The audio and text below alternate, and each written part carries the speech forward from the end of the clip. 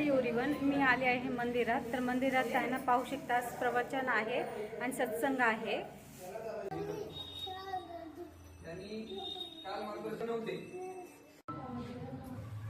अंतकरण उदार असलेले तालुकाध्यक्ष आणि तुमच्या गावात आणि त्याहीपेक्षा मला मिळाले ना, प्रत्यक्ष परमेश्वर मिळाले असे सगळे गुरुमाऊलींचे लाडके लेकर भक्त शिष्य चाहते तालुकाध्यक्ष, महिला तालुकाध्यक्ष, तुम्हा सर्वांना माझा जय श्री.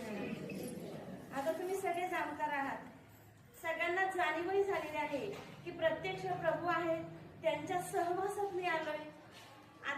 तुम्ही जे बंधारे बांधले तेव्हाच तुम्ही बघितलं सगळेच लोक तिथे गेले का?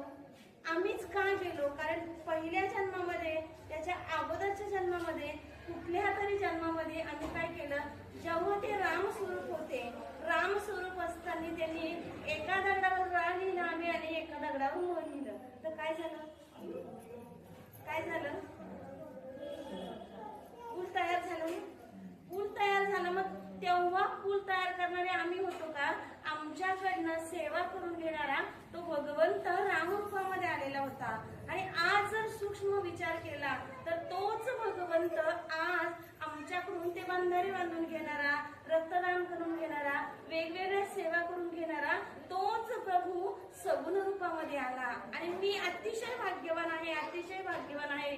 पावन तो देश आपला इतका सुंदर पावन देश आहे, पवित्र ती भूमी. अशा पवित्र भूमीमध्ये अनेक संत जन्माला आले आणि प्रत्यक्ष ईश्वर संत विभूती म्हणून परमेश्वराचा अवतार या ठिकाणी झाला.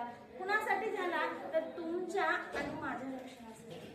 आज आम्ही नुसते ओव्या वाचतो, कुठेतरी ज्ञानेश्वरीमध्ये वाचलं, कुठेतरी एखाद्या ग्रंथामध्ये वाचलं, 8 ग्रंथ आम्ही वाचू शकत नाही, कुठला ग्रंथ आम्ही समजून घेऊ शकत नाही.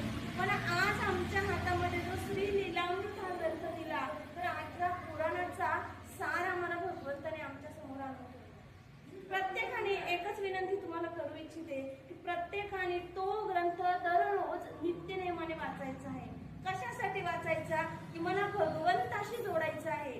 4 गोष्टी जीवनामध्ये खूप महत्वाच्या आहेत. देव आहे. मी 5 मिनिटं घेणार, तुमचे जास्त घेणार. पहिली गोष्ट कोणती?